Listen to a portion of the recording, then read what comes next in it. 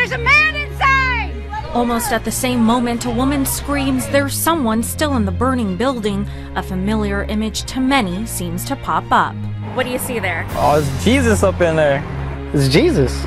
Oh, wow. Yeah, you can see it. Brothers Dylan and Wyatt Forker live just down the street from this duplex near Dakota and Cedar. I was coming from McDonald's and I seen all this smoke and it was big. Saturday's smoke has since cleared, but today I showed the Forkers a cell phone video shot by a witness at the scene. This they hadn't seen. You see Jesus in the smoke and then the person gets saved. That's right there.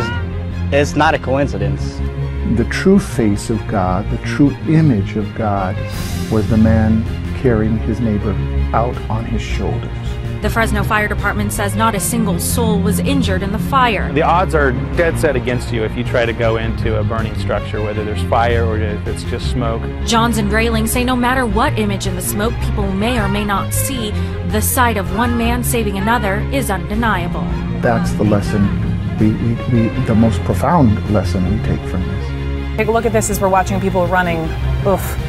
Just gives you chills seeing these students running one after another out of this school. Steve, can you see what I'm seeing? No, Brooke. I'm on a landline. We're seeing these students run. So I think to your point earlier, they're trying to clear out the perimeter, the classes away from the cafeteria to keep these students safe. And they're likely trying to somehow communicate, oftentimes via text message or email, to parents of these students to go to X location. As soon as we get that information for you, parents, we'll pass it along to you. But Steve, again, the priority of the law enforcement, as we saw them walking back and forth, they're trying potentially to find the shooter. Yeah, Brooke, it's a priority at this point. We already have 2 injured. And certainly they don't want any more casualties. So they're going to be very meticulous. And again, if they have him secured, if they have him separated, or if they have additional information that we don't know of, their priority is to remove those students and ensure their safety. We have a little bit more if you're joining us here, and we're reporting on this school shooting in this high school. This is just north of Seattle. And we have, this is according to phone calls we have been making. A student currently inside Marysville-Pilchuck High School, that's the name of the school, is telling CNN that a shooting happened. Okay, again, so this is second corroboration happening inside the cafeteria. Initially, the students thought it was a fire drill until teachers told everyone to run into the classrooms because of an active shooting. This student is currently on lockdown inside of a classroom with other students, and all of these students are unharmed. You can see a number of students outside of the school, but for some of these students, they're on lockdown in individual classrooms. The student says at least one victim has been airlifted via helicopter. Again, we saw reports that it was 2 students. This is way too early to know concretely how many, to be honest. But according to this one student, she says she saw one student airlifted to via helicopter to a hospital. She believes multiple people have been shot. This is the source of the Pahoa lava flow. It's called the Pu'u'o'o vent. This thing is essentially a bathtub full of lava. You might wonder why you can't see the red-hot river traveling over here.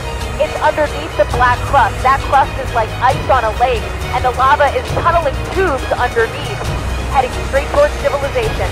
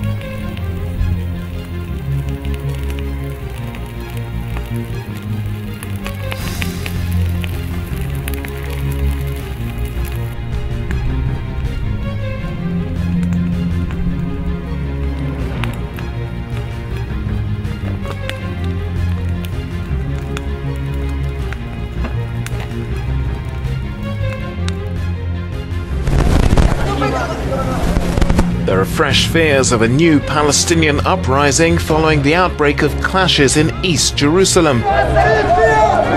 It comes after Israeli police shot dead a 32-year-old Palestinian man suspected of having tried late last night to kill a far-right Jewish activist. Yehuda Glick has led a campaign for Jews to be allowed to pray at the Al-Aqsa Mosque compound, Jerusalem's most sensitive site and holy to Islam and Judaism.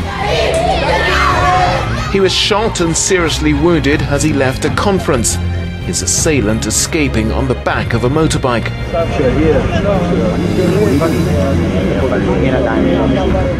The far-right followers of Glick seen here subsequently urged his supporters to march on Al-Aqsa this morning.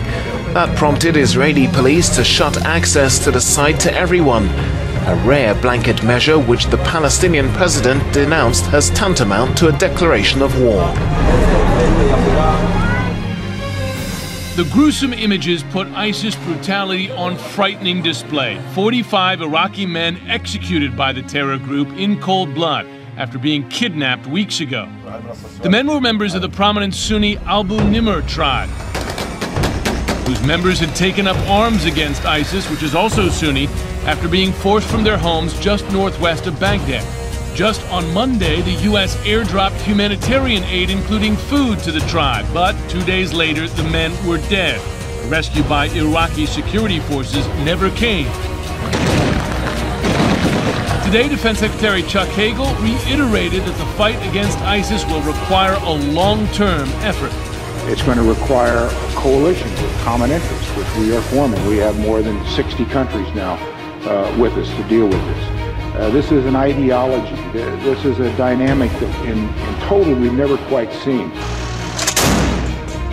Now, Kurdish rebels fighting ISIS in Kobane, Syria, are receiving valuable new reinforcements. Kurdish Peshmerga fighters from northern Iraq. After delays, Turkey allowed the Peshmerga to cross its territory into Syria, bringing both desperately needed artillery and fighting experience. The Peshmerga are known for being excellent fighters. They are also now fortified with heavy weaponry. That's really what they're bringing to this game, in addition to the symbolism, is anti-tank, anti-armor artillery.